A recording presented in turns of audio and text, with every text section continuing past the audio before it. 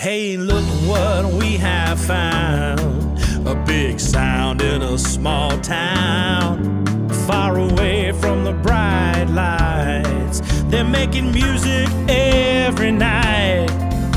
Discover what is all around. A big sound. A big sound. In a small town. Big sound, small town. A really big sound. Big sound, small town. You're listening to Big Sound, Small Town with Sandy Carlton.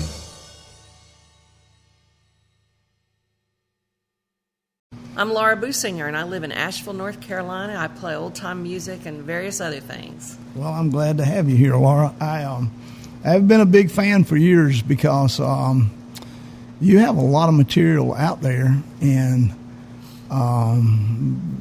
you're also do a lot of education with shape note singing beside shape note singing, which is kind of one of I have a real interest in.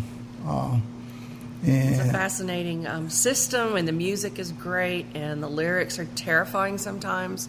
They're also they're inspiring, and of course it was all written as religious music. True. It was what it was about, you know. Did you grow up with shape note singing? No, but my whole childhood, my mother talked about all-day singings and dinner on the ground. She grew up in northern Louisiana. Wow. But what I knew about that was that my grandmother wouldn't go to church in the morning. She'd stay home and cook.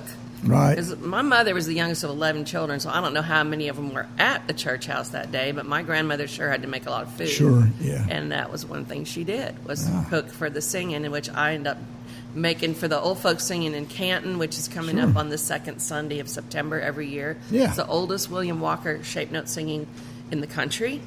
And I have been entrusted with, now that I'm going to say it on air, I have to do it, the making of the chicken and dumplings. Our singing master, Quay Smather's wife, Sue, used to make the chicken and dumplings, and it was a big family joke that one of the daughters would call and say, "Are the dumplings hanging this morning, That's Mama?" funny. 'Cause if the dumplings weren't hanging and they sunk to the bottom, that was bad. So she started out with 2 5-pound bags of flour. I don't get that aggressive, but I do make a mighty fine pot of dumplings. I bet you do. That sounds delicious. That is coming up like next weekend, right? 2 weeks. 2 weeks. I think Well, it is. Well, maybe. Maybe next weekend. Yeah, I maybe. don't know. I got to look at the calendar. I better go get me a chicken. Can normal people attend this? Anybody can. That's Can. the great thing about shape note singing everywhere. Right. Whether you sing out of the Christian harmony that we sing out of in Western North Carolina, or the more well-known songbook, the Sacred Harp, Right, yes. which is everywhere. As Hugh McGraw used to say, who was kind of the granddaddy of that, he'd say, shape note singing and Sacred Harp singing is growing like kudzu, and that was That's true. right, yeah. In fact, if you go online on the videos, on the YouTubes, there are wonderful videos, and they're mostly singing Sacred Harp, of people singing this music in Bremen, Germany, not Georgia, Wow. which is where Hugh was around, Bremen, Georgia. The Cork singers in Ireland are amazing, but they're all enthusiastic recreators, I guess you might say, Sure. of the music. And they definitely do more of a Sacred Harp version of things than we do in the Christian harmony. It's kind of like playing fiddle tunes in different communities. Sure. You know, you go to the Northeast and they might play Soldier's Joy one way, but if you come to the South, we play it a little bit differently. Or even, not Soldier's Joy, but some, you will learn a fiddle tune by one name and it'll be a different Right, fiddle tune exactly. someplace else, but it's still the same tune. Yeah, exactly. So that's a beautiful. I did not realize that shape note singing was anywhere outside of the United States. Yeah, it's a crazy thing. I mean, it's really grown, and I've got friends that actually went to a singing in Europe, in the UK. I can't remember. They might have been in England, but it's very popular, and the singing is just really good. I think a lot of them are younger singers, too. But I always enjoyed going to the Sacred Harp National Convention. I am not a Sacred Harp singer. They sing a different system. They only use 4 shapes, and I can't quite get my head around that. Right. But I can do it fine. But what was fun about that is there were singers from the Northwest. There's a huge community of singers in Chicago. There's the Northeast people, and then there's all the Southern people. You know, Mississippi, Texas, Florida, Panhandle has a tradition. Alabama has a tradition. And in some of these places, like Mississippi and Alabama, they also have Christian harmony and sacred harp. So these two traditions are going on. In North Carolina, all the sacred harp singing is revivalist singing. It doesn't come from a tradition here. Right. Well, so how did you learn to do it since you didn't grow up doing it? Well, since my mother had talked about this, when I went to Warren Wilson College, Sure. which when I was there, David Holt was in charge of the Appalachian Music Program, which was really the first program of its kind in the United States. True. And it was not a degree program. It was just an added music experience for anybody. Warren Wilson was great about anybody that wanted to be in the music classes or the art classes. You didn't have to be a major in that. Right. You could participate. But Coy Smathers came to teach shape note singing, and I was really interested in that. And I like old hymns. Right. I don't have no call for none of these new hymns, or as they call them in some places, 7-11 churches. That's funny. Where you sing the same 7 lyrics 11 times. That just doesn't do a thing for me. I get the point after the second time.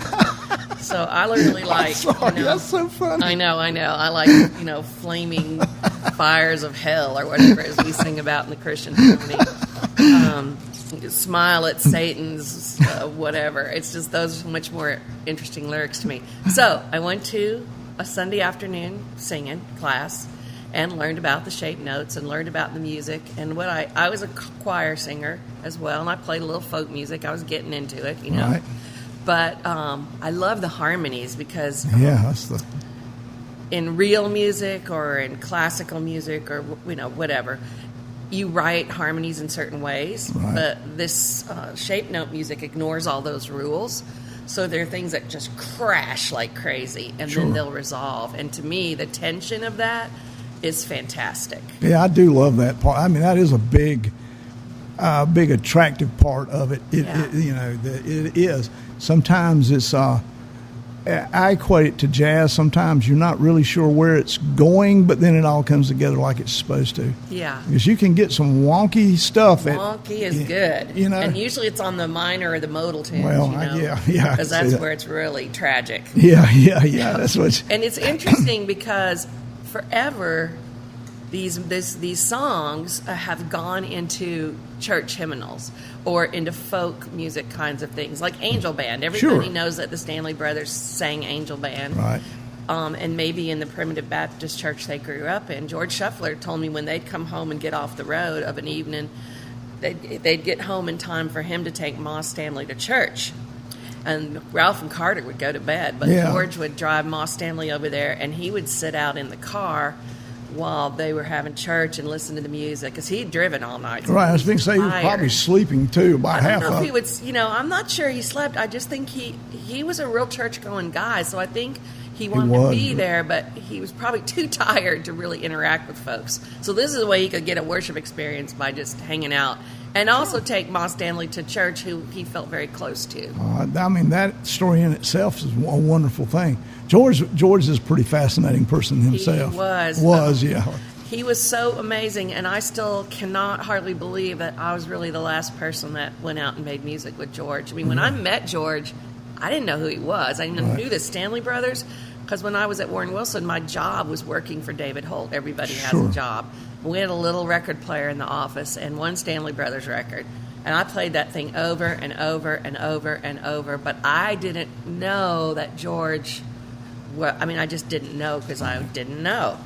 And so the first time I met him, he wanted to meet me, which was amazing, at Merlefest. So Rush Jordan said, somebody wants to meet you. And I, being such a fool because I just didn't know, I said, "Oh, it's really nice to meet you. Aren't you a fiddle player?" Which made George grin really big, because I know that George was used to everybody knowing who he was and what he did, and I was just ignorant, But he liked clawhammer banjo, and actually he likes it better than bluegrass banjo, and that's a lot to say for a man who played with Ralph Stanley for all those years. So we started putting some little programs together, and he and I both are singers, and we had a nice, sweet little harmony sound. So it was really fun, and we got to go do some fun festivals and some work in the schools up in Alexander County and up in there. Sure. But it was just, it was like they called me and said, "What heritage artists can we take out?" And I said, "I don't believe George has been out anywhere." So we did that. That's pretty cool. I own a guitar that he used to own, so that's pretty cool. So. Well, it's just... And I got the sweetest card from his family. They thought George was done playing music and that he was on the couch with the recliner, really, with the remote control from the rest of the time, But instead, I'd go down to Valdez and we'd practice, and then we'd go, That's pretty cool. Do little gigs. I know. I still think it's just amazing that I had that experience. Yeah, that's a good experience there. And he knew so many stories. He traveled all the time, and more than once, he would get in a situation where Maybelle and the girls were there, the original Carter family. Right. And their bass player wasn't there. And so he'd play bass with them, and they called him Aunt George, which cracks me up. So all those, he has stories about George Jones trying to get him to come play in his band. That's funny. I know. All these people wanted George, and it's just like, wow. Yeah, I've met him several times, and he's a charming fellow. He was a charming fellow. He was a trickster. People thought he was charming, but he was a practical joker. And people knew not to take chiclets from George Shuffler. Oh, really? Oh, yeah, because they weren't chiclets. That's funny. In fact, if you had a chiclets box with George's signature on it, that was a thing to treasure. That's good. That's good to know. He was a trickster. Is there any... Well, can you do any justice to shape note singing right here for... Well, what I started to say this, and when I got on the Stanley Brothers kick, a lot of these songs kind of fell into a cappella folk music, traditional music, where people didn't even sing them as a quartet or didn't sing them at all with the harmony parts, or they just sang the melody. Hicks's Farewell is one of them. But I just found this video. I was blown away and incredibly impressed that Billy Strings is out singing a version of Ida Mia, and he has these rowdy crowds, and they're young. Yeah. A lot of them are young, so they hoop and holler for a minute, but then they finally settle in. And to me, it's like, good for you to even know that was something that was worthwhile. He's actually a fairly amazing person as well as a musician. I still haven't got to see him in person, but I've watched some stuff about him, and I really am impressed with him. And every once in a while, this music needs a little injection of young people. But I have to say, at the Earl Scruggs Festival, they have done a great job of bringing young folks here and showcasing, kids like the Jam, the Junior Appalachian Musicians kids who aren't quite there yet, but then some that have grown out of the program, and then some others, that are young folks but aren't quite, they're still in their 20s. Sure, we had the Wilder Flowers in here. Oh my gosh, they were great. And they were in here playing yesterday, and I was really amazed at their age coming up through a jam program, just how good they were. Really good. Really good. Really good. So let me sing a little bit of this song called I Do Me or Ida Mia, or some people just call it Am I Born to Die? But it's... scholars will know what Iduma is or where it is, but I can't ever remember that stuff. So this is what you might hear Billy Strings if you go to a concert, or you might hear this at Old Folks Day at Morning Star Church next Sunday. And am I born to die, to lay this body down, and must my trembling spirit fly into a world unknown? That's the first verse. That's great. That is actually you just fill my spiritual void this morning with that. So nice. That's really Which is what we do at Merlefest. I've been the shape note leading person at Merlefest all these years.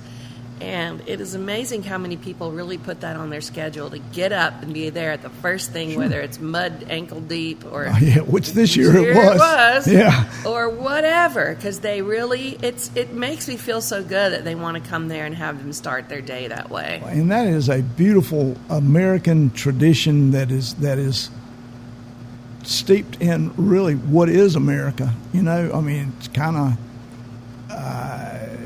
It harkens to the foundation of America, really, is the shape note singing, the singing coming out of the churches like that. There's a wonderful, and of course, what people might not know is it wasn't congregational music, really. It was singings. You'd have a singing Right. or a homecoming Sunday, Sure.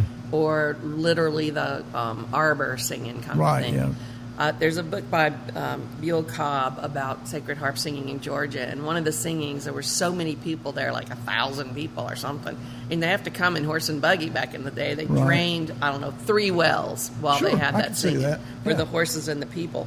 So, back before there was so much to do, that was a big entertainment for people. Of course, they wouldn't have called it entertainment, but it was congregation and community where you'd go and visit with people, and you'd pack up some dinner and Sure.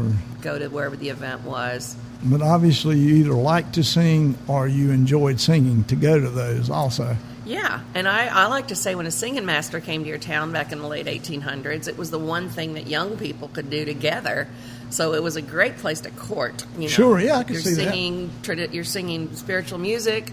You're there in a perfectly safe setting, but you can all enjoy the music and come together in that kind of community was really important. True. And plus, there's no way better to attract a partner than a good singing voice. Well, there you go. So, it's worked for centuries. Yes. So. Johnny and June. Lulabelle and Scotty. Lulabelle and Scotty. Yeah, that's a good one. But yeah, that is. Do you have young people that do this? Do you have a lot of young people doing We this? get young people. And it's nice because Mars Hill University has the Ramsey Center, which is where the Southern Appalachian Archives are. All of Bascom Lunsford's stuff is there, but Leela Weinstein brings the kids to the singings, and I've gone over there and done workshops. Oh, that's so good. there'll be a bunch of them show up, as well as some students from Warren Wilson will come. So it's good that both of those colleges have some traditional music It is. that they support and try to encourage kids to get involved with, because they don't all live in this region, so Sure. they come here and then they find out about this stuff, which really is what happened to me. I didn't live in Western North Carolina Right. when I went to college there, and then I just stayed. Right. Hey, it's a wonderful place to live. Yeah. Without a doubt. But it's like with any music form, if you don't continue it with the youth, you don't know how long it will continue. That's what's so great about the JAM program. I'm the executive director of the Madison County Arts Council, and we've already got pushing 60 kids signed up. And the problem is we don't have any more places to put them, so we're kind of doing our best, and we have people that want to get in the program, and we have 45 returning students. Wow, that is great. Yeah, that is we've really got good. kids that have been in our program 9 and 10 years because they come in the 4th grade and they're still in there and they're in early college. I hound Mary Beth all the time. The Earl Scruggs Center needs a jam program, and I don't know why they do not have it. I hammer that with her a lot. It's the easiest program there is to raise money for, so they could definitely do that. Sure. But And she's fantastic at that. Yeah. She's really good at that. So. And that's the thing. Whenever I hear a jam program, say, we don't have any money, I'm like, you just need to ask people. They will throw money at you for kids Sure. to play this music. And there's so many reasons why to have kids in after-school programs. It, True. keeps them in school. It keeps them out of trouble. It does. They learn a lifelong skill. And we've got kids in our program that now have little string bands that actually go out and perform places. And they're going to the Fiddlers Conventions, which makes Sure. me really happy. Well, when you go to the Fiddlers Convention, that has been one of the fun things over the years is there are a lot of young people there learning to play. They get a chance to be around others, even their age, maybe a little older. And it's there, and people are good about teaching, showing you, letting you play. Yep. It's kind of inclusive as an exclusive type environment. That's right. People sometimes say, mountain people are really they don't want outsiders to come in. But when I was a young woman, in my 20s, early 20s, late teens, I never, ever felt unwelcome at anything. All you have to do is be respectful. Sure. And they were happy to have you come in and play. David Holt, as I do also, but David told me a great story about the acceptance part. He said when he came to first do his journey through the Appalachians, kind of do the, not really a song catcher, but basically that, He said people were standoffish until he pulled his banjo out. Once he pulled his banjo out and actually could play, they were like, it didn't matter after that, He was like accepted. Yeah. And he's an easy guy to accept, but still. There's a legendary fiddler in Madison County named Bard Ray, and one of the most important things that people know about Bard is he and Aubrey Ramsey went to New York and did a soundtrack for a crazy, weird Western movie. And I would love to tell you the name of it, but right now I can't remember what it is. And even while he was up there, I can't remember who it was. I want to say Joni Mitchell, but that's not right. Anyway, there was some young pop singer, and she and Bard recorded a song that you can find on YouTube, which is really weird. But I never saw Bard anywhere they didn't have his fiddle case, and he would come on campus a lot. And I mean, we ran into Bard at the flea market at the old drive-in. Sure. Ran into Bard in the mall one time when I was playing music with somebody at a bookstore, and Bard had his fiddle. And I don't think he ever knew my name, but he called me that banjo girl, Where's your banjo girl, and he would get out that fiddle and play with us. That's just amazing. And that speaks to a lot of things too. When you carry your instrument with you, of course, carrying a fiddle is a little easier to carry than a banjo, a tenth of the weight, even without a resonator. But still, there's Tony Trishka told me about John Hartford. He and John Hartford waiting on the airplane one day, and he saw the officials coming over, and he thought, they're going to tell us to put these up. And they said, if you keep playing, we'll upgrade you to first class. They said, no problem. We'll keep playing. So, yeah. Now, there's another guy that was super, super, super great with people who were learning. It was John Hartford. Oh, John's great. We used to be at the Tennessee Homecoming over at the Museum of Appalachia, the band I played in, and I played with David over there some. And John always, he would jam forever, and they would have a jam after the festival at a little cafe, and so he always wanted you to play music. Yeah, John's one of my favorite people of all time. I mean, John Hartford was a real treasure. Yes, sir. And David and I went to visit him a few weeks before he died, and since we're at this festival, I'll tell this. And all these people kept coming in. Vassar Clements was there, and the fiddle player that played with him till the end, and now my name won't bring his name out, but I know it like my own. Anyway, Matt. Oh, Matt Glazer. No, not Matt Glazer. I'm wrong then. No. It was one that played in the string band. And sorry, I can't think of it. You'll have to cut this part. We'll get it. Anyway, his manager came in, and then Earl and Louise Scruggs came in, and I believe they brought a ham. I brought brownies, and John's wife said, "What kind of brownies are these?" With glazed glass, crossed eyes. I said, "Chocolate." I didn't have any idea what she was asking, and I was old enough to know, but I didn't have any clue what she was asking. That's hilarious. Yeah, I was like, chocolate. I was 40 years old. I didn't know what. Anyway, and then Earl and Louise came, so we sat and talked with them for a while. Earl told a bunch of really great stories about, coming into a town and going to the dry cleaners and standing behind a screen of some kind and throwing their pants and their suit coats over so they could get ironed for the show, Right. He had all these really great stories about that, and then John asked me to play a song that he really liked that he'd learned from me, actually, and recorded called When the Roses Bloom in Dixieland. Oh, yeah. Yeah. So we did that, and John's comment was, when I die, I want you to come stand at the head of my coffin and play that song, and if I don't rise up, you can close the lid. Did you do that? I was teaching at a camp, and I will never, ever forgive myself for not going to that funeral. I just felt like I had a responsibility. Can I get you to play that today? Sure. All right, we will do that. That would be wonderful. Yeah. So he was a great mentor to me. Oh, John was. John was a great mentor to a lot of people. Sure was. And left a treasure Matt trove. Combs. Oh yeah, That's the fiddle player. It is. I was right, Matt. He's left. Tony Trishka is working on a project that there's a bunch of unrecorded songs of he and Earl that they did. I mean, some of them have been recorded, but they did a different version. Who and Earl? Tony Trishka. Tony and Earl. Okay. Yeah, which he came here yesterday and he sit and played those things for me, and then or the day before, and then I saw him put together some of those things live with the band yesterday, and it was just it was songs that a lot of them, but they did them completely different. In fact, he did a totally different version of "Gentle on My Mind" yesterday.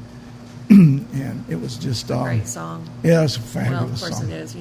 Most recorded song in the BMI catalog for sure. a while. I mean, that's a funny story. So one night at the museum, my friend Luann had come with me, and that began her whole life changed at that festival. But John always was at his bus, and we always stayed about 14 miles away, where the last bunch of hotels were before you get to Norris and Clinton.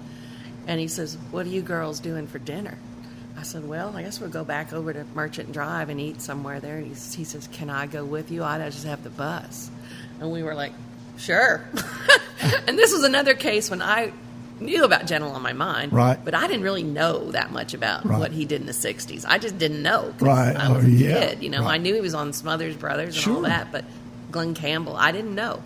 So we get in the car, and we're driving back down the interstate, and he wore all these vests. Yes, which he did. had note cards in them. He starts patting all the vests, and he goes, "Darn, my wallet's on the bus." I turned to Luann and I said, "Just figure." And then the next week I read in Music Row magazine that Gentle on My Mind was the most recorded song in BMI history. And I'm like, and I took him out to dinner. That's hilarious. That is. He paid me back at Cracker Barrel a few years later. There you go. So that works. It was funny. Yeah, Duke, go ahead and promote everything that you have going on. I mean, you have a bunch of stuff you do. One thing we were talking about the kids, I did want to say this. IBMA World of Bluegrass has also done a great job of giving kids a showcase. Kids on bluegrass and various things. But there's a local band around where I live called Newfound Gap. In fact, they played here yesterday. Yes, they did. And Bela Davis was part of our Fine Tune project for the Blue Ridge Music Trails. She's on that project with Carrie Fidley, which is coming out in a LP and a CD. But her family band, which is she and her sister and brother, Bela, Sylvie, and Judah, are going to be at the Governor's Mansion on the Thursday night of IBMA, and I'm going to be there emceeing, and I'm going to play some with them. What they want to play, she told me yesterday with me, is the version of Tom Dooley that I did with the Kruger Brothers, which was on a ballad CD. Sure, I've heard So that. I think that's really sweet that they picked that. But it's so great to see them, and they go to everything they can go to. That family has 7 kids, and I don't really know how the parents divide the children up and make sure that those 3 older ones go to the Bela Fleck camp, go to the Kruger Brother Academy, go to every festival, every Fiddler's Convention. Probably Judah was at Brian Sutton's camp, and then there's Brian, who I knew his grandfather and his whole family when they were growing up. His niece is here working at the Scruggs Festival this weekend, as well as his sister and her husband, So it's just something that you start in these families in Western North Carolina. I think that was one of the things that drew me to it. Not that I didn't think the music was awesome, but I lived a bunch of places growing up, and we didn't have extended family around us. So when I got here, and there were all these families that did a certain thing in the music or the craft or the dancing, I was enthralled with that. There's been a ton of young musicians here. Also, if they weren't on stage, there were 2 doors down here just loaded with young players and actually pretty talented young players. They're crazy good. I mean, they have so many more tools than we have. And they would go over to the jam pit. They'd go, they'd even play over there on the stage and then come over there and go in the jam pit. So I was teasing. I wasn't really teasing. I was really telling her. I was laying down the law a little bit to Bela and Sylvie and Judah's mama. But she's probably going to Kruger Academy with them, and they are like, she'll be too strict, and she's like, yeah, they're going to have to go to bed, and I'm like, no. You have to leave them alone. Yeah. Part of what they are doing here is what they do when they're not in class, and that is as important, if not more important. And there's so many young people here that are playing music. This is social music. It is. They need to be in a situation that is social, where they can spread their wings and there's no adult telling them it's right or wrong, and they're plenty good enough. They don't need the adults. In fact, they're way more advanced than a lot of the adults that come to these camps. True, they are. I said, you just got to leave. Well, I'm worried about the boys. I said, you don't need to be worried about that. Just leave them be. They're fine. I think you're right. They're fine. Parent involvement is good only into the fact that you allow them to go do it. Then you need to take your hands off of it. Right. I have this young pedal steel prodigy, and I was really proud. He came to do the podcast, and his dad helped him bring his equipment up and left. Which I thought he's going to sit. When I saw his dad, I thought he's going to sit over there and direct. He didn't. He left. He said, "I'll be back. Call me when you're over. I'll come help you get your equipment," which I thought was wonderful. You know, you've learned your craft. Do it. You don't need me here. Yeah. And he's out doing it for a living now. So good for him. Which is, pedal steel players are hard to find. You can't say enough about parent involvement when helping kids get the experiences they want to True. get. True. But on the other hand, now you got to just let them be who they are. Yep. They'll be fine. I totally agree. And at those camps, everybody there is older than me, mostly. And they're super happy to see the young people come in, and all they want to do is support them. Yeah. I mean, and that is good. Because you do need older guidance when you're walking through this stuff. You know, people that even tell you, you know, guess what? You got to leave some space. You can't play every note here that you know. I mean, I know you're young because young people do that. Once they get to a level, it's like, I'm playing every note I know. I'm just so, and somebody has to be there to say, you know, it's more about the notes you don't play a lot of times than the notes you do play. And I think you have to have that guidance like that from seasoned musicians to help John young. Hartford's the perfect example of that. I always say he is the less is more guy. He is. He could stand up there and play one note on the banjo. Ding, ding, ding. I mean, think about it. The most recorded song in the BMI catalog only has one note. Really. Well, basically it does, yeah, really. It's knowing that your door is always open and your path is free to walk. Yeah. Okay, there's a few. That makes you tend to leave my sleeping bag rolled up and stashed behind your couch. I mean, it's essentially... Sure. It's like... Yeah. Of course, if you'd had many more notes, it would have been hard to get all those words in. It would have been, and I think that's there again. That whole structure of that song is just beautiful.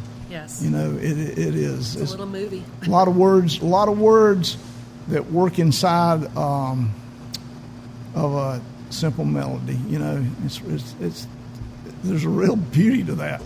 So, and it resounds with people. I think sometimes you can overcomplicate music for music lovers that aren't players. Mm-hmm. I mean, I think had a discussion in here yesterday about jam bands and about sometimes it goes over listeners because it's fun as a musician to play that, but sometimes for your listeners it is not if you can't keep it interesting. And you know, it's well, a group of us had that discussion yesterday. Yeah. And well, it's like Jens Kruger does a perfect example of that, teaching at a camp where a guy says, I'll never be able to do that. And he's going, you don't have to do that. And so his whole song, Beautiful Nothings, basically just starts out with some chords. That's it. Yeah. And it's one of their better pieces, I think. It is. I agree. Because it's accessible. There's not too much going on. You could actually see yourself being able to do that, and it's beautiful. Yeah. It's just elegant, and it is what people need to be reminded of. I hope that's what people see when I play my music, because I'm not a hot picker like Josh is. Josh Goforth. Yeah, Josh is. He's a hot picker. He's a hot picker. But he doesn't always play hot either. No, he puts you're right. beautiful, tasteful stuff behind what we're doing or what I'm singing, you know, and lets me be the clear, hopefully clean banjo player that I usually am, you know, just to make it beautiful and not too overcomplicated. Sure. He's a fine musician. He is. Oh, he's tolerable. Yeah. And you know, I've known Josh since he was like 14. Really? Yeah. Yeah. Well, I mean, he's been playing music at a high level since he was a kid. So yeah, he plays every single instrument. I mean, every instrument. I don't mean just string band instruments. He does good with the string stuff. I do know that. He plays all those He started playing piano in church when he was 4. Wow. I know. That tells you a lot right He's there. a little bit of a genius, that guy. Yeah. David Holt, he was one of David Holt's favorites too over the years. Well, you know, when we got an invitation to go to Switzerland to play in this big country music festival, oddly enough, over there, we didn't have a fiddler. In fact, we didn't really have a band because me and David and his son had played or whatever. Right. So we had to get a drummer. And we kept saying, who are we going to get to be a fiddler? And I kept saying, you need to get Josh, go for it. And he was 21 or 20. He was 21, I think. I kept saying, you need to get Josh. You need to get Josh. And so we got Josh, and the rest is history. Yeah. That's talk about the Blue Ridge Trail. Trails. Yeah. The Blue Ridge Music Trails of North Carolina is a project of the Blue Ridge National Heritage Area, which is a concept that most people don't know about and don't really understand, but the heritage areas are congressionally designated, and they're all over the country. Oh, they are congressionally designated? Yes, okay. You have to do a portfolio about 6 inches thick to actually get accepted, and then you get some funding from the Park Service. Right. But it's a nonprofit organization. They're not owned by the Park Service or the government. They're a nonprofit. Right. So we have to match every dollar we get in funding from the government. Sure. We have to match that with other funds, donations or in-kind or whatever it is. Right. And I've been a consultant on the Blue Ridge Music Trails for about 10 years now, which it has varying degrees of things I do. I've gone to a lot of festivals like this one. Right. And handed out, brochures. Sure. And got people on the mailing list, but I've also done other kinds of educational things. I've talked to civic groups. I've done stuff like this. But I think and everybody should check out the website, which is blueridgemusicnc.com, okay. which is a very robust website with lots of information about the music, a traditional artist directory, a map where you can put in an itinerary of where you're going to be and how many miles around that, where can you find music, which is a great thing for anybody that comes to Western North Carolina for Merle Fest or the Earl Scruggs Music Festival or Brasstown at the John C. Campbell Festival or even World of Bluegrass in Raleigh. You can say, well, I'm going to stay another week and go see this stuff in their natural habitat, you might say. Yeah. There's a guy from Switzerland here right now who came to Bayless Camp, came to a show I produced with the Kruger Brothers, is at this festival this weekend, but has been going to jam sessions in Marshall as well as other events while he's here so he can try to see all the music where it is. There's a guy with the Hen House Prowlers. That's him. Oh, okay. Yep. I saw him play. He's hitchhiked to do this, too. He's hitchhiked himself around to do this stuff. That's what he told me. So I thought he had a car, but that's interesting. Well, he may have at point. He went to Helen, Georgia, which I think is hysterical. The little that is. town. Yeah. He went down there and checked that out, and he went a couple other places too. But he's literally staying 3 or 4 weeks in Western North Carolina and going to music. Yep. And they told him they'd give him a ride back to Chicago to fly back home. So they're really good ambassadors for music too. They do a really fine job. They've done it through the State Department, and they come to Shelby, and they have the fourth graders all come and they introduce them to bluegrass basically, which is really good. So one of the things I do with the Music Trails, which I'm actually really proud of because we're in season 5, I think, is the Down the Road podcast. Yes. Friends here. Mm-hmm. And they're all archived on the website, so you don't have to be up at 8:51 a.m. to hear them on WNCW, but they are broadcast in other places as well. They're not just out of WNCW. But Brandon Johnson, who's the program manager for the Heritage Area, and I take turns writing the podcasts, and then I'm the voice. Usually my voice is better than this, and I do the voice. I'm really proud that I picked the theme music, which is Doc Watson singing Down the Road, but he's playing the banjo. So the opening theme music, Doc's playing the banjo and singing, and that's the closing music too, not the guitar. So I was that's really pretty proud of that. I agree. And so we write the scripts, pick out the music tracks. I do the voiceover, and then we send it all over to WNCW, and Corey Askew produces it. She puts it all together. Right. And sometimes Brandon and I can get a little wordy, so they're about 8.5 minutes on the WNCW, but we often stretch them out a little bit on the website. So, is that also available on places like Spotify? And I don't think we are. It's on Podomatic. Podomatic works also. So that other radio stations can grab it and use it, because there's no fee to use them. We want people to use them. We want that podcast out as far as we can get it. In fact, this is random. I got a thing on my on my website this week This woman wants to interview me about jamming, which is weird, because she heard the podcast about bluegrass jams. I don't know what she thinks I'm going to tell her, but I kept saying, you should talk to Brandon. She's like, no, I want to talk to you. I'm like, oh, okay, all right. So we'll see how that goes this week. I know you've been in your fair share of jams, so I guess I'll have something smart, intelligent to say, but it's a little bit funny.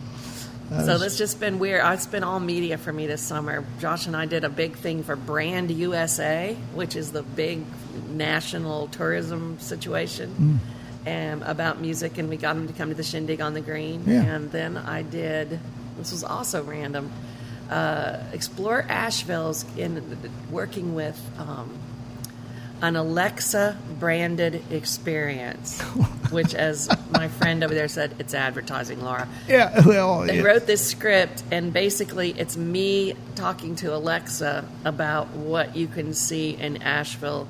A lot of it's food, some of it's music. Sure. But, so you'll be able to ask Alexa, tell me something about Asheville, North Carolina.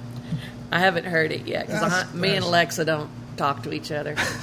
In fact, I think I asked David Holt, I said, do you have Alexa? He goes, yeah, but she's not plugged into that count. This is probably better. That's hilarious. I'm always suspect when you talk about anything and the next thing you know on your Facebook feed, there's advertisements for it. I think sometimes I just have to think about it and it turns up. Yeah, it's kind of freaky. It is. I get a newsletter from Gruen Guitars, and then I'll get on the computer and Sweetwater will be running almost the same guitars I looked at, and it's like all I did was look at them. It's like, Well, your metadata's out there somewhere. Yeah, I'm sure they call that. Yeah, I'm sure it's it. Let's see where we're at. I should probably play one and go do my set. I think you probably should. My set's like in 45 minutes. Yep. Let me get a manager out of here. Josh is probably over there going, Yeah, where is she?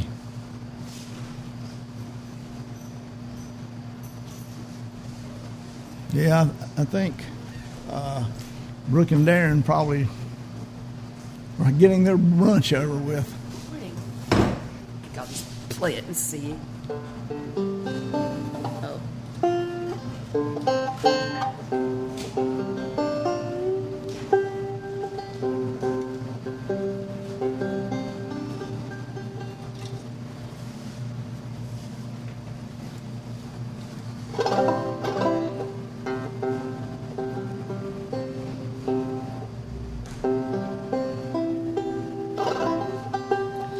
John Hartford told me that those electronic tuners were going to ruin our ear, and he was right. He's right. He is right about that. So here's When the Roses Bloom in Sure. Dixieland.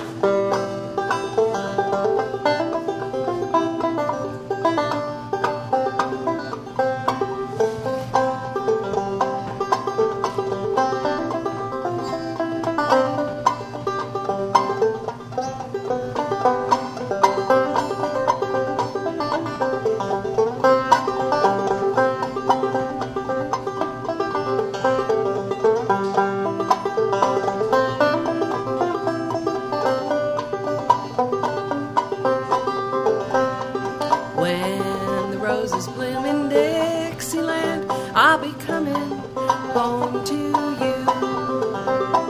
When the band is playing music grand to the sweetest girl I ever knew. Oh, I am saving up my money to buy a little cabin home for two. When the roses bloom in Dixieland, I'll be coming home to you. Well, I just got a letter from the sunny south, from my girl in Tennessee. She said she loved me like she used to do, and was waiting there for me. Well, I opened up her letter, and I am far away. When the roses bloom in Dixieland, I'll be coming home to stay. When the roses bloom in Dixieland, I'll be coming home to you. When the band is playing music grand to the sweetest girl I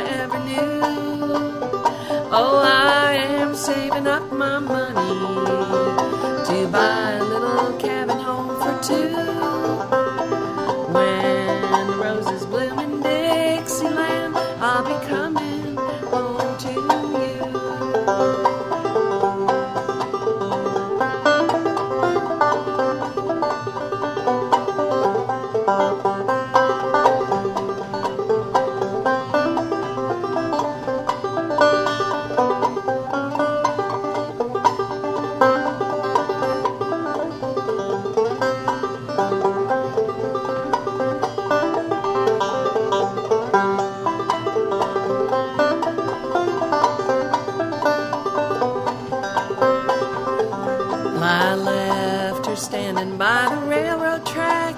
I said, honey, wait for me. I'm gonna make a lot of money up north. Now it's me for old Tennessee. When the roses bloom in Dixieland, I'll be coming home to you. When the band is playing music grand to the sweetest girl I ever knew. Oh, I'm saving up my money to buy a little cabin home for two. When the roses bloom in Dixieland, I'll be coming home to you.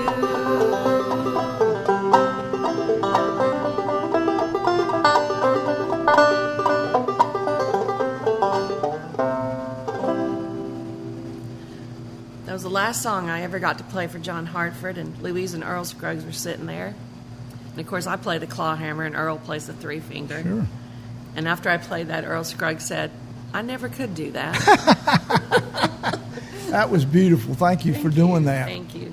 And thank you for coming to do this. Betcha. Oh, one last question. Yeah. Tell me about your banjo. It was made by Bart Ryder. It has a songbird on the headstock. I see If that. you ever see this, you know somebody's got my banjo. When I played with Luke Smathers, back in the day, if a woman played in a string band, she had to have some sort of a familial, usually, title, like Cousin Emmy Yeah, or exactly. Sister somebody or whatever.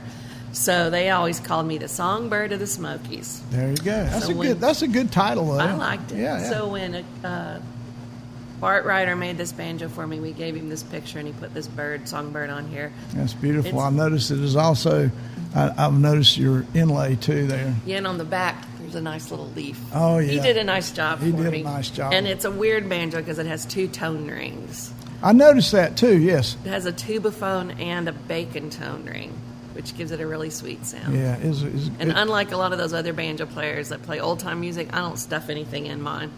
Well, it sounded really good, too. I was taken with it, so Pretty. it's gorgeous. Yeah. He did a really good job. He's awesome. Too Yeah. bad he's not making any banjos. That's well, you're fortunate to have it because it's a really fine am. banjo, and I was Well, I'll impressed tell you with your what, singing, impressed with your playing, and impressed with your banjo. every time I bring this banjo around Jens Kruger, he says, that's a good banjo. Yeah. So I feel like it must be a good banjo. It's a good banjo, without a doubt. Yeah. It's mighty fine. Well, I best get over there and do my All right. job. Thank Thanks you for again. having me. It was fun. All righty.